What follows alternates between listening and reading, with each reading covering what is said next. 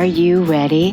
The Cornelia Stephanie Show. Wake up to love, your call to action. Join Cornelia as she empowers others to live heaven on earth.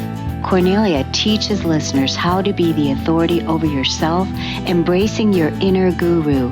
Feel yourself uplifted into limitless expansion, integrating ease and grace in a changing world. This show will cover topics such as unconditional love, your physical body, how to be in extraordinary relationships, create financial and emotional wealth, embracing entrepreneurship in the new earth.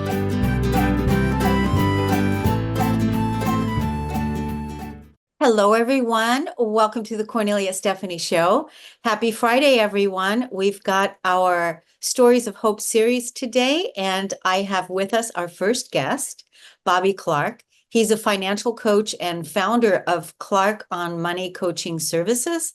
A service that he guides STEM professionals who feel strained by money, stress, to a happier, more confident life. Coach Bobby is a certified professional financial educator and a financial accountability coach. Welcome to the show today, Bobby Clark. Thank you, Cornelia, for having me. I'm happy to be here today. Awesome, awesome, awesome. Well, I think this topic is really, really important, talking about money, and so many people are thinking about money today, and there's a lot of anxiety around it. A lot of people starting businesses and entrepreneurs. So I think it's wonderful that you came on the show today to talk to us. But how did you get started with your journey? What was your journey about? Well, my journey started at an early age. It started about age 6 or 7 years old when my grandfather, he started his business, or his means of earning income was shining shoes for a living. But he also had other side jobs that he did, like janitorial jobs and things like that, and also cooking for large groups. So he had side hustles before side hustles was even a thing back then in those days. And I would always aspire to be like him. So on my 6th or 7th birthday, he gave me a red shoe shine kit. And inside that shoe shine kit was all the tools that I needed to shine shoes. There was polish in there was the rags in there, and there was the brushes in there as well. And he said, now you take this and you can charge 20 cents for each pair of shoes you shine. And so the first pair of shoes that I shined was my dad. So I earned 20 cents, and I was on my way to being an entrepreneur at the time, but I didn't know that. And my grandfather instilled in me a lot of the values that important about running a business, like trust and integrity and compassion, love, and things like that. And that was passed on not only to me, but also to my dad. And when he became a business owner, I worked in his business, also helping him. And each evening after the close of business, he would bring home the daily receipts. And we would sit there at the table and we would count the money. I would count the nickels, the dimes, the quarters, and pennies. We would roll those up and get ready for the next day. And my mom rolled, she was a second grade teacher, so she was always present. And she would want to make sure that I knew how to count so that when I went to school the next day, I wouldn't embarrass her. So with that, it just was instilled in me at an early age. We talked about money in our family, so that wasn't something that we shied away from. And that was my foundation into personal finance, and it stayed with me until this day. I love that story. There's a couple places where I could relate in my own life with counting the money and sitting down with my mother and counting how much money we would have for this bill and that bill and this bill. So I could relate there. But what a wonderful upbringing for you to have a mother, a father, and a grandfather all supporting you and educating you on the value of money and the value of being an entrepreneur and how important it is for the basics. And, you know, to have that, to have that support. There's so many people out there that didn't have that support. I didn't. My mother was a single mother, raising 3 children on her own. Many people are like that. No father in the home, no grandfather, which is why having a mentor like you, having a coach like you is so important, because you can help people really stabilize their foundation. Is that accurate? That is accurate. And just one more thing about that red shoeshine kit. I still have that red shoeshine kit today, and it is a reminder of the discipline and the personal fulfillment that was also established in me, the accountability that was established in me. But yeah, a lot of times my clients come in and they're struggling with finances, but it all dates back to what went on in the home. And unfortunately, a lot of times, the lessons they learn are not healthy financial lessons. As you know, as a parent, we watch our kids and they don't know that we're watching them. We listen to them and they don't know that we're listening. But the reverse is also true. They watch us when we don't know they're watching us. And they are listening to us when we don't know that they're listening. And they're learning, they're absorbing all of our behaviors and our facial expressions and our moods. And that forms the foundation for their life as well. You know, I love that you still have the kit. I love that you still have that as a reminder.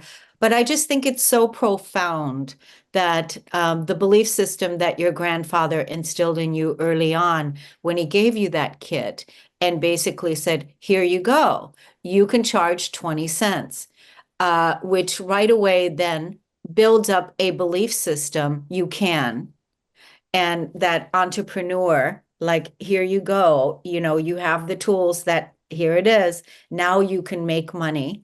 And then, you know, you going into business with your dad and being supported that way, the way that he did, and your mom, everyone being in on it. I think it's a wonderful life. It's a wonderful way to, you know, have a foundation.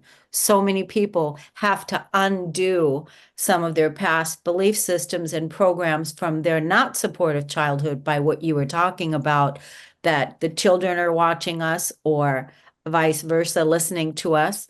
You know, years ago, I read this statement, which is true, and that's basically what you were saying, is that children learn what they live.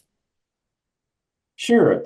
A prime example of that is the story about a young girl being in home with her mom, and her mom was talking about bills, paying bills all the time. You know, paying bills and the bills here, bills there. So the young girl asked her mom, "Mom, what is a bill?" And her mom hesitated, and the hesitation sent a signal to the girl that the young child interpreted that I wasn't supposed to ask my mom about things like that. Maybe I shouldn't have asked that subject, asked about that. So she went through life thinking that you don't talk about money, you don't talk about bills, you don't talk about spending. Even a little subtle things like that growing up can have a major impact in your life down the road. So as parents, a lot of times we're just not aware that what we're doing or what we're saying in the presence of our kids, you know, it might not be your parent, it may be an uncle or aunt or an older sibling who is influencing how you think about money as you become an adult. You know, so many people, I'm sure people say this today, it's hard to shift those mindsets and those beliefs, but so many people will say, we can't afford that. We can't afford that. We can't afford that. And a lot of people, a lot of children were raised that way. We can't afford that. And these are still things that are being said. So, then you just grow up with the belief that we can't afford that. There's got to be a better statement than we can't afford that to say instead of saying that. Um, Even if you can't afford it, but not to program that belief into that child, saying something different. Because we're talking about the foundation of the home, a lot of people, how they were brought up. Yeah. And that's the piece. And so you've been an entrepreneur now your whole life? No, I have not. Oh, Like so many other people, you go off on your own path yeah. and you do your own thing for a while, but you come back to where you what feels comfortable to you. I was in chemistry for 30 plus years as a laboratory technologist. Oh, And during that time, it paid the bills. I had fun. It was a great career. But after retirement, you look around and say, "Oh, what are you going to do?" I was able to not stray too far from personal finance because I was taking courses and studying about personal finance as I was in my professional career. So when I got out of that career and retired, it was just a natural transition into personal finance. A lot of times when I was in working, I would hear my colleagues talking about the struggles, the challenges about money, paying bills, raising kids, and things of that sort. So just having conversations with them about that, I realized later on that that was a form of coaching. I didn't consider it at the time was coaching, but it was a form of coaching. So now I'm just doing the same thing, but I'm coaching, but I'm just doing more of it now and a yeah. lot less of the technical chemistry things that I Yeah. do. But That's you, that. Yeah, go ahead. you touched on a good point about beliefs and foundation. And what I really believe and what I teach is there's two aspects to money.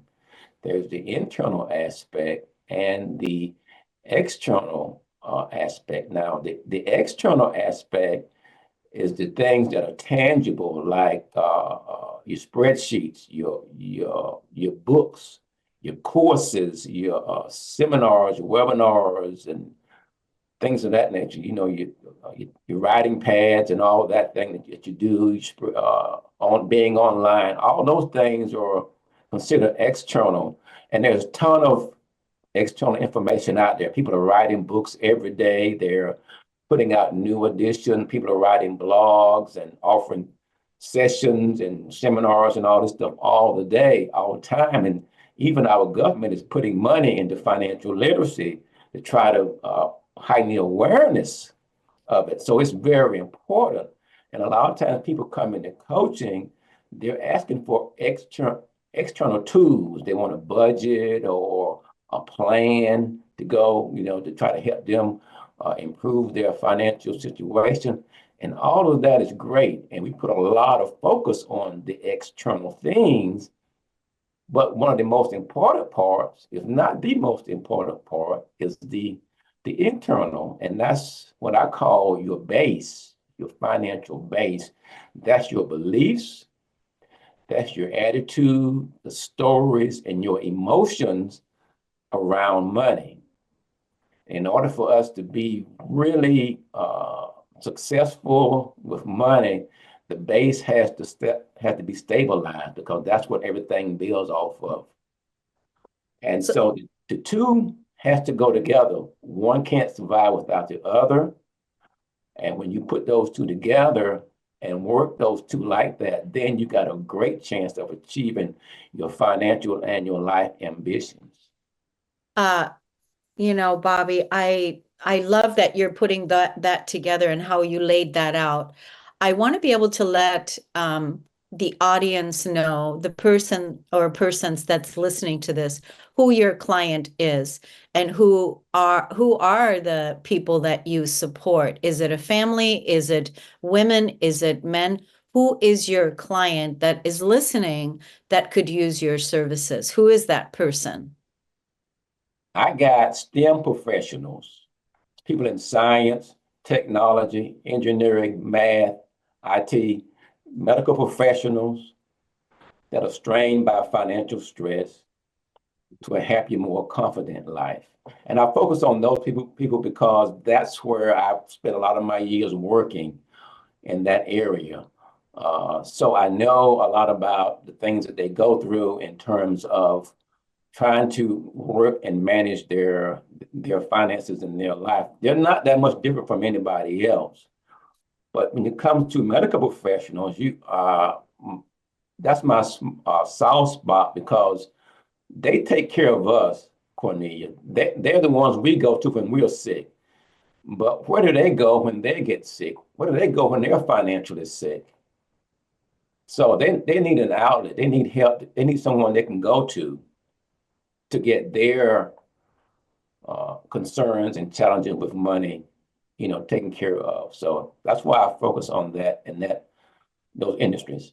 Yeah, I think that's wonderful. I hope that, some of the people also that are listening to this here are inspired by that and maybe can forward even this podcast to some of the people they know that would fit that, because I think you're a wonderful person. And I think that having what you teach, the basis, what was it, the internal and the external, to put that all together the way that you do is so important. And your years of experience and everything that you've learned, I think you're a wonderful coach, a wonderful mentor, and everyone, the people that work with you would be blessed to work with you so that they can begin to, you know, build that base and thrive in that base. So I want to let the audience know how they can look you up, your social media handles, and also your website. Yeah, you can find me on LinkedIn as Bobby Clark Financial Coach. I also have a website. It's accountable.net/Bobby Clark website. Good. That sounds easy, Bobby. I think we definitely should become friends on LinkedIn as well. Sure. And I want to thank you so much for the work that you're doing out there in the world. It's so needed. I'm so glad that you didn't just retire, but that everything you already learned previously is now, giving you purpose and also supporting other people in the process. So thank you so much for coming on the show. Thank you so much, Cornelia. I really have enjoyed talking with you. It's been a fun experience, and I look forward to staying connected with you and your audience as well.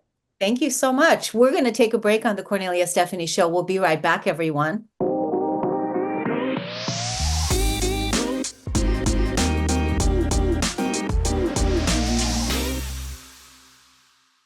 Welcome back, everyone. Thank you so much for listening and tuning into the Cornelia Stephanie Show. Our next guest today is Evie Diaz. She is a financial trauma healer, financial empowerment speaker, and author. She helps heart-centered female entrepreneurs break through financial barriers and achieve the abundance they want and deserve. As the founder of Bizniversity Strategic Growth Seminars, the Fabpreneurs TM community, and the MoneyFest International Women's Conference, Evie specializes in working with women who have been in business for at least 5 years, but have yet to reach their financial goals. Drawing from her own trauma, Evie developed the F.A.B. MoneyScripting TM Method, a powerful approach to healing, reprogramming, limiting money scripts, and creating lasting financial freedom.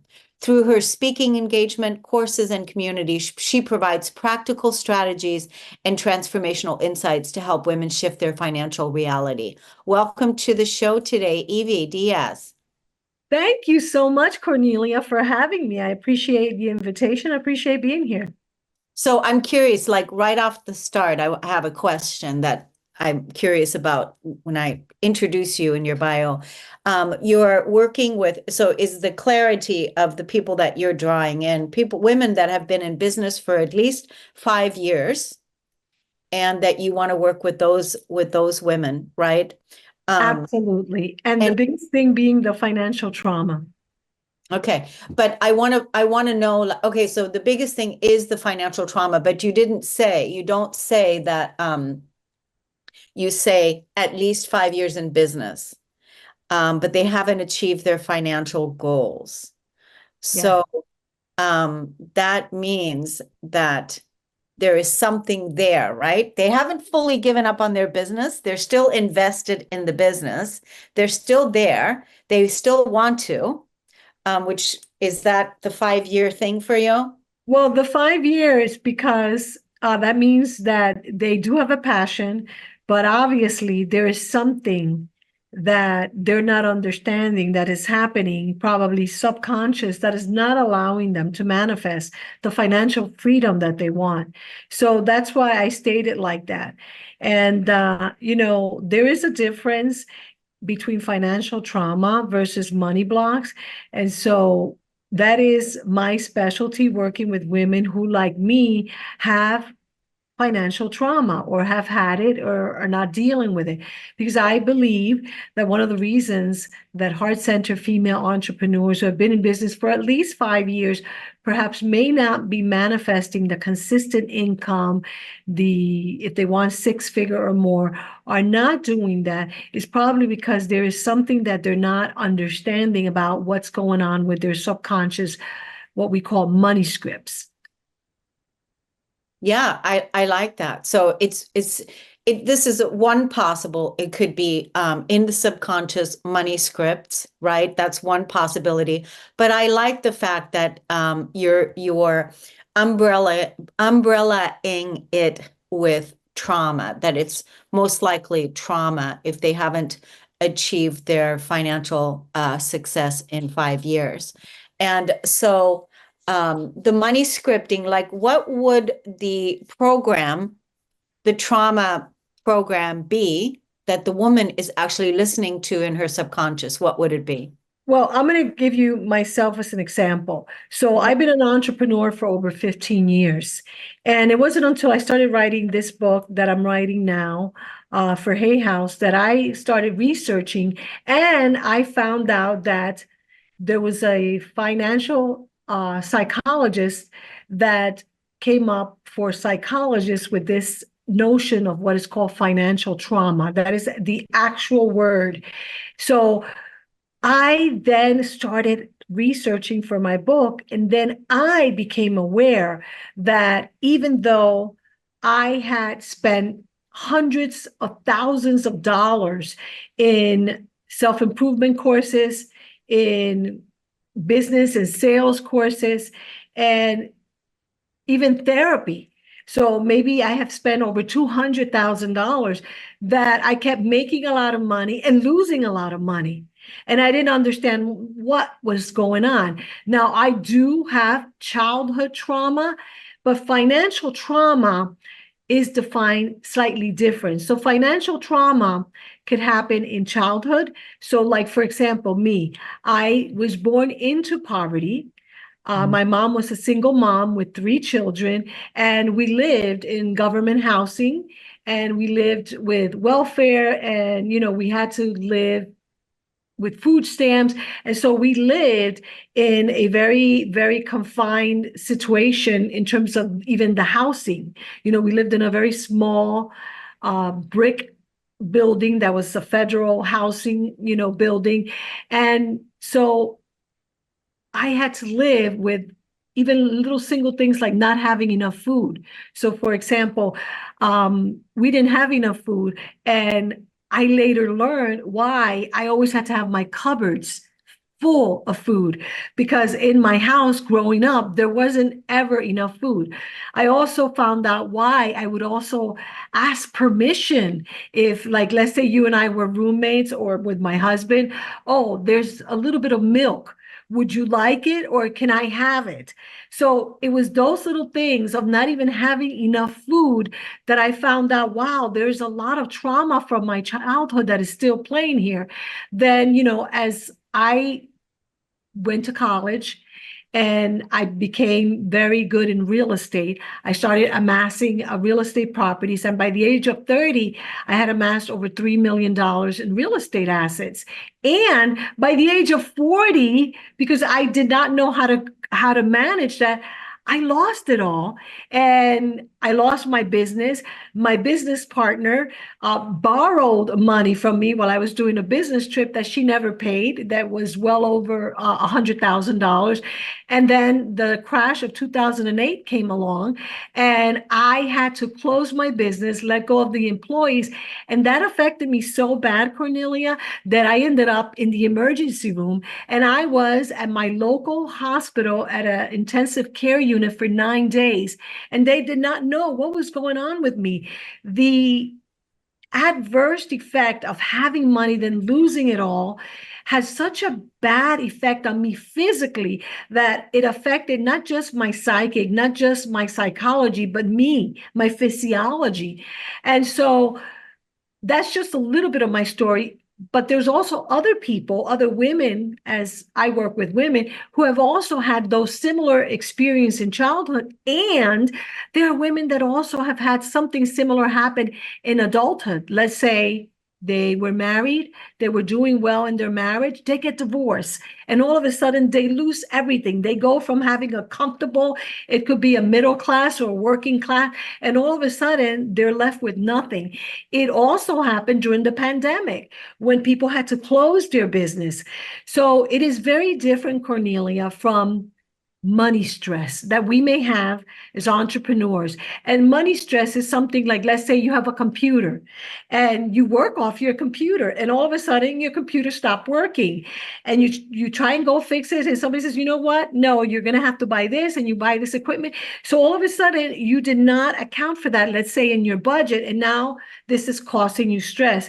Similarly, it could happen with your car. You have a car that's been working well, and you go to get it fixed, and all of a sudden the mechanic says, you know what, this car will cost you $5,000 to fix, and your car is worth $10,000. So you feel money stress because that wasn't in your budget. However, that stress may not cost you anxiety to the degree that you can get physiologically ill and end up in a hospital, nor it might not cost you like anxiety, frustration, or even sleepless nights. Because a lot of women that have suffer financial trauma have a problem sleeping, let's say, not only sleeping, but also even charging for the amount of money that they want and deserve in their business. And that may come from the limiting and limiting and negative money scripts. Now, money script is also the term that I came up with, and actually came to find out that another psychologist came up with that term. We spell it differently, but a money script is what most people call money beliefs. But in the financial trauma, financial psychology field, and I'm not a psychologist, I am getting my PhD, but I'm not a psychologist, and I don't do one-on-one, by the way. We've come to understand that these are very specifically related to money and financial issues. So a money script, it is developed from a traumatic incident. So I told you all that, and about me, there were specific incidents that occurred. Like I remember the first one at the age of 11 when my mom had left my father, who used to beat on her, and we had to run away in the middle of the night. And then we had to move. Not, we moved states, we moved, and we brought just our luggage. And my mom had to put me in school, and I needed shoes. And I remember going and saying, Mom, I like these shoes. And she said to me, what? Who do you think you are? Those shoes are very expensive. You have to work hard for that type of money.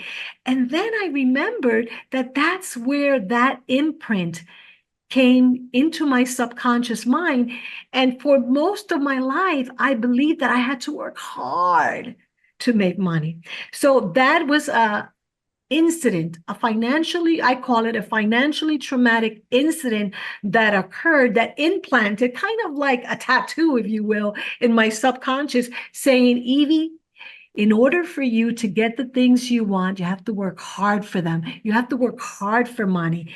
And so as I've been writing and working with clients, I've discovered all these things. And so I am on a mission to really empower women to, number one, find out if they do have financial trauma. And I developed a test, Cornelia, for that.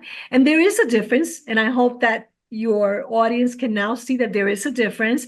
And I like to work specifically with those that have suffered financial trauma, then to rewire the brain from their limiting money scripts so that then they can manifest financial freedom.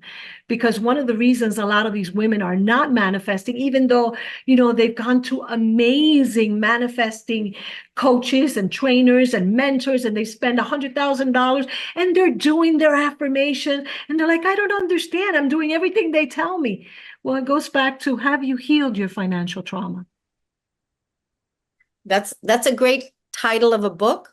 Have you healed your financial trauma? Or even a good chapter in the book.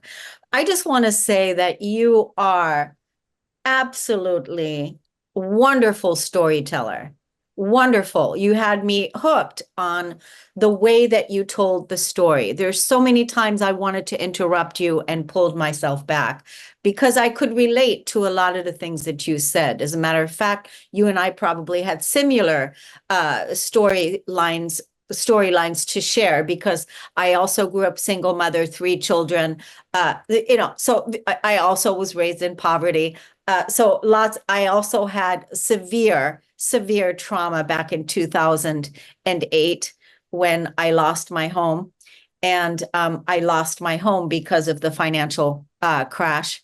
My home was actually $260,000 upside down in value at that time. So I can relate, and I can also relate to that hard story you told about the shame on how hard that was when you had to let go of employees and the things that you had to do. That what that did to you, how that made you feel. I can also relate to that, and I can relate to the computer. My computer last year completely just black screen, blue screen, whatever, crashed. Boom, computer gone, everything gone. Boom. And my car was vandalized, because you mentioned all these stories. That's why I was like, okay, she just keeps going and I can check. So I think it's wonderful what you're doing. I'd love to have another conversation with you and possibly bring you back where we can talk some more, because you have a lot to share. For now, I want to give the people that are listening the opportunity to follow you on social media and even your website. So right here it says evdiaz.com. That is my name. It is my website, evdiaz.com. And in there's a tab that says free. And I encourage anyone, even if you're a man, you can go and do the questionnaire, I call it, because I'm not assessing people, but it's kind of to help you to see, do you have financial trauma? And so there is a simple questionnaire. Once you complete it, it tells you how to tally it, and you can keep it to yourself and find out, if you feel you have financial trauma. So it's under evdiaz.com. All the way to the right, it says free, and you can download. I have several of them. The one that I want you to start with is whether or not you do have financial trauma. And secondly, if you're a heart-centered female entrepreneur that can relate to Cornelia or I, because we have similarities, I invite you to check out fabpreneurs.com. It is our community of heart-centered female entrepreneurs. We call them fabpreneurs, Cornelia, not just because we're fabulous over 40, some of us even more. It is because the method is called F.A.B., which stands for Feel, Act, and Be. And so my method is called the F.A.B. MoneyScripting Method. And in it, I teach you how to heal financial trauma, how to change your limiting money scripts, and then how to actually begin manifesting financial freedom. So I invite you to join the community. Yeah, I love that. I love that. So needed right now. I talk to entrepreneurs all the time that come through here, so I understand there's many that are not living their financial success or their financial freedom, and that So it's really important. And what I really love is how clear you are about who the people are that you're working with, who your clients are, who those people are, because that is also another piece, because it brings so much clarity, and you're going to help many people. So I want to thank you, Evie, for coming on the show. We're going to take a break on the Cornelia Stephanie Show, everyone. I hope you're as excited and as empowered now, right, to make some steps. Okay, well, we're going to take a break, everyone. We'll be right back.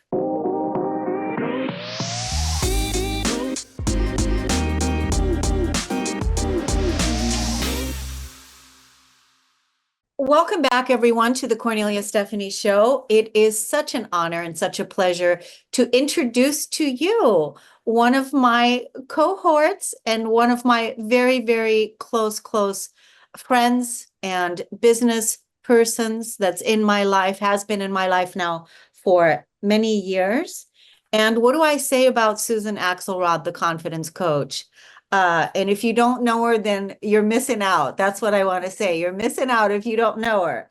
So she is the confidence coach, but also integrative wellness consultant, integrative wellness consultant. She's certified in Qigong and is a woman that really walks her talk. She is on a mission, has been for many, many years, without saying I'm on a mission, but she's doing it every day, and that is to support women's empowerment. And she's here to talk to us now about integrative wellness, and what does that mean? What does that look like? How to apply it in your daily life, how to apply it in your business, how to apply it in your life and business. Welcome to the show, Susan Axelrod. Thank you, my friend Cornelia. You're right. I haven't said it in such a way. Now I'm saying it. I am on a mission to encourage, inspire, promote, and urge people to understand why their integral wellness matters. I haven't said that before, but I'm fierce about it now, aren't I? Yeah. And I think, this is such a great, again, when I say the words integrative wellness, right? Like, how did that topic of integrative wellness come to you? First of all, that's the question. But I just want to say that here we are in 2025, February of 2025. And I can't imagine, look at us, which we love us, look at our age, look at our time, and why is integrative wellness so important, and how we should have started this years and years and years ago, right? And so for those of you that are listening that are younger, do the preventative. But no matter what, I think that everybody this year is going to be challenged into some sort of a wellness routine and some sort of a wellness habit. So integrative wellness, how did that term come to you? Yeah, so I'm going to start talking, Cornelia, and you'll stop me when you need to, because I have a lot to say about the topic of wellness and well-being. The way it found me was through an emotional breakdown that I had when I was in my mid-30s. I had lived in an overachieving family, a loving, wonderful family, still a high-achieving family. I was the third of 4 children, middle child, and I started out young, wanting to get things right and doing things right. In those days, discipline might have included hitting or spanking. And so even then, at that time, I just did things right. So I didn't get yelled at, I didn't make trouble, etc. I grew up going to a good college, getting all of that right. I met and married a wonderful man. I got that right. I found a career that I loved. I did well in it. I got that right, and so on and so forth. By the time I was in my mid to late 30s, I was in a place or a position of hating on myself and criticizing myself and judging myself if I didn't get it right. What did right mean? Well, it meant where I came from. the emotional meltdown that I had landed me in bed for 10 days. I lost my peripheral vision. I was in bed. And as a result of that, lying in bed for 10 days, not really able to function well, started saying, I want to feel better than this. And that's it, Cornelia. I want to feel better than this. I want to feel better. That is all that's needed to get you onto a path, not to the end, not to perfection, not to, being Miss Universe, but on a path to wellness.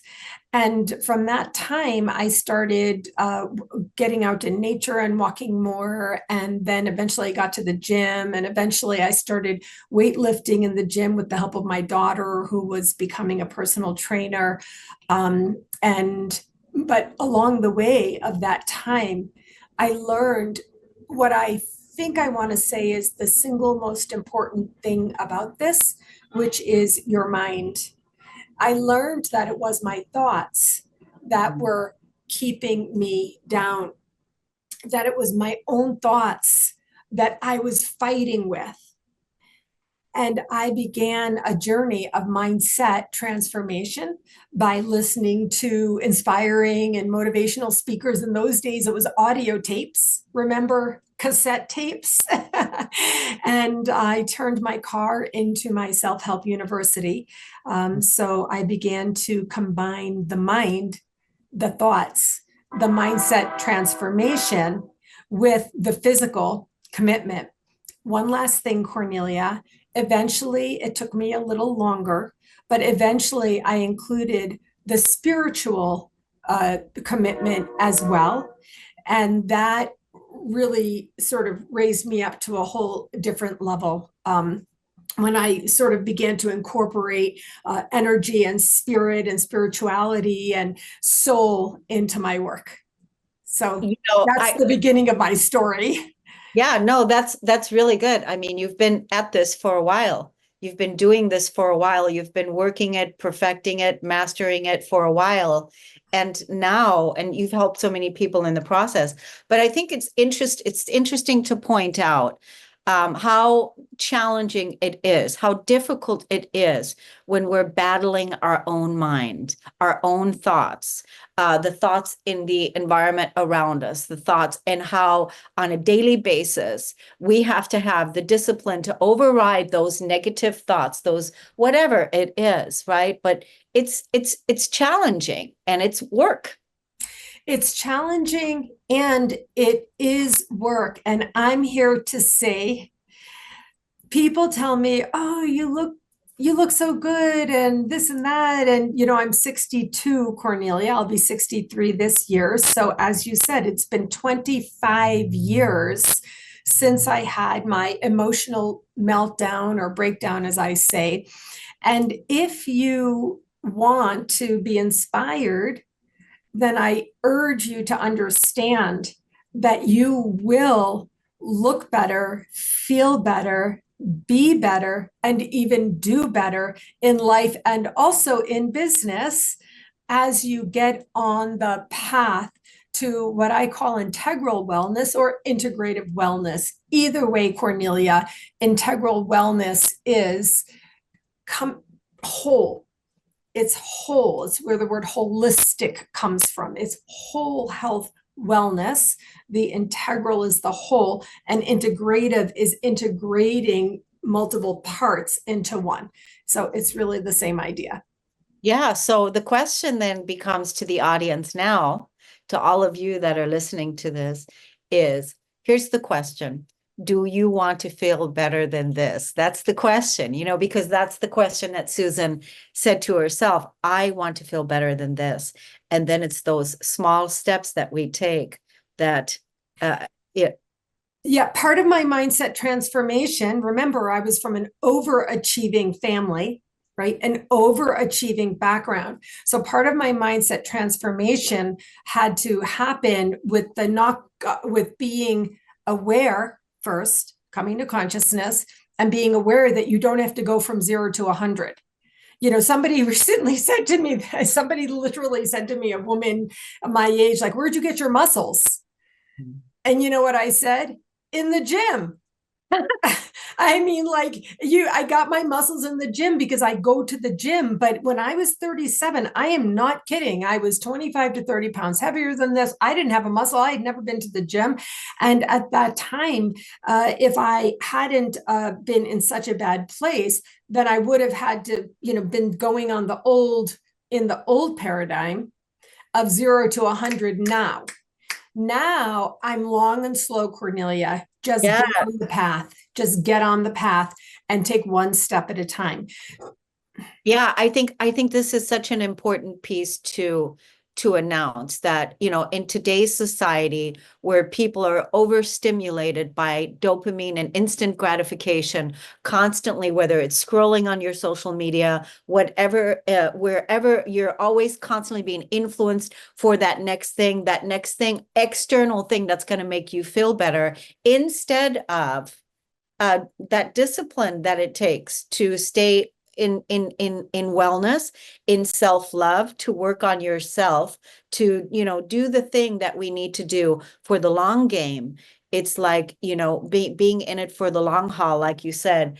And so, I want to make the announcement now. We're going to tell the audience now, because there's a lot of more questions that I want to ask you, and I don't think we're going to get to it all in this short 20 minutes. But I think it's so great because, grow with us, go with us in this. Use these wisdoms that Susan is talking about here, and use that as an integrative idea and helpful tool and tip so that you can feel better in your life, right?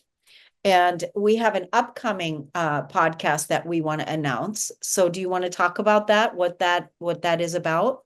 I do, of course. I really have thought so much about how do I show and share integral wellness. And for this podcast series that we are going to launch, we're going to be talking about integral wellness and business success. One of the things that happens today is a lot of people are doing worse and worse in business. When things in the world begin to affect you in your daily life, a lot of times you can be like, oh, not me, not me, not now, not now. You can put it off, you can ignore it, you can deny it, you can avoid it. But when you wake up every morning and you're beginning to feel fear or worry or anxiety in a way that you can't control, then every aspect of your life is impacted. And especially your business, whether you are self-employed as you and I are, we own our own businesses, or if you're a worker for someone else, and especially if you're a manager, a director, an executive, a business owner, I'm sitting here saying your bottom line is going to be definitely impacted by people's lack of integral wellness. And so we're going to be talking about different areas of integral wellness. Before we end, I want to just take a minute, Cornelia, to share what does integral wellness look like? What is it? What are we talking about here? So when I was in my type A days, I used to mock, deny, and negate. I'm serious, honestly. I'm literally all the things that today have changed my life. So practices support your whole wellness. Breath work is a practice. A long, slow, deep breath in through your nose, and then a longer extended exhale out through your nose literally activates up the vagal nerve, which impacts your nervous system, which is out of balance. And we want to get it back into balance. And we want to be able to go from the sympathetic activated to the parasympathetic calm. That's one thing. We'll talk more about that.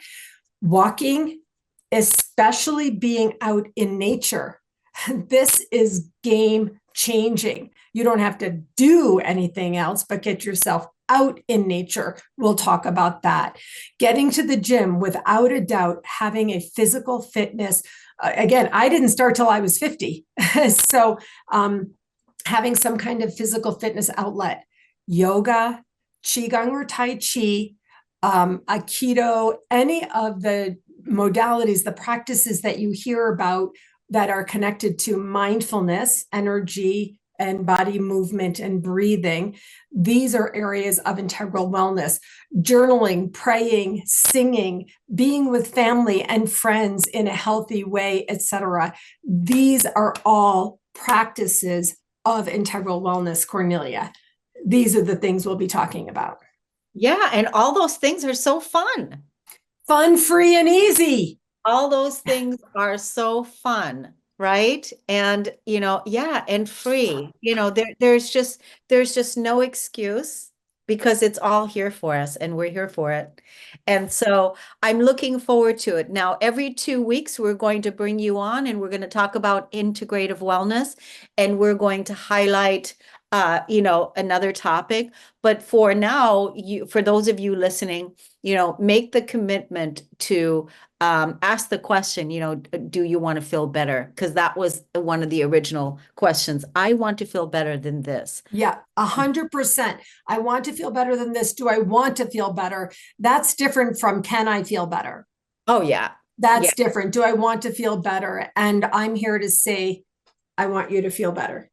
And let's tell everyone, Susan, where you are, your social media handles, and also your YouTube channel as well. Yes, thank you. My website is called whatwillyourlegacybe.com. My YouTube channel is The Confidence Zone with Susan Axelrod. And you can find me on LinkedIn, Susan Axelrod. And also I'm active on Facebook. Yes, I'm still there and I'm staying. I have a lot of fun there under my name, Susan Axelrod. Yeah, that's so wonderful. I'm so excited that you are doing this series and that you're going to be educating, because I really don't see anything more important than our wellness, our integrative wellness in 2025 and beyond. So it's very timely. Thank you, Susan. Couldn't agree more. Thank you, Cornelia. Yeah, thank you. And I want to thank you, the audience, for listening and tuning in. And we're going to see you again here next week, and have a wonderful weekend, everyone. We want you to feel better than this. So I love that. I love that. Thank you, everybody. Take good care. You've been listening to the Cornelia Stephanie Show, Wake Up to Love, your call to action. Tune in each week on Transformation Talk Radio. Cornelia's joy is to engage others in practical ways, showing us how to live in the new earth in harmony with our true nature. For more information on Cornelia and her extraordinary work, or to listen to past shows, go to her website at corneliastephanie.com.